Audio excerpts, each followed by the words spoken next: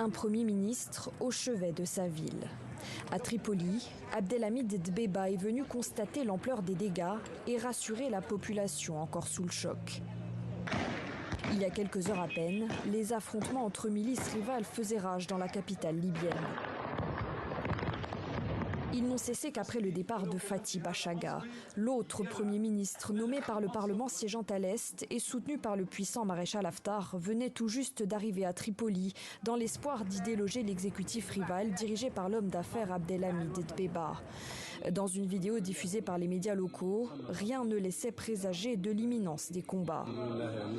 Nous sommes arrivés dans la capitale et nous avons reçu un accueil chaleureux. Pendant 3 heures, nous avons reçu des messages de félicitations. Demain, nous tiendrons une conférence de presse et un discours au peuple libyen.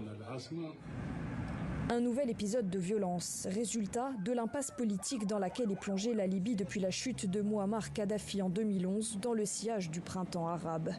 Le pays est depuis scindé en deux, divisé entre factions rivales de l'Est et de l'Ouest.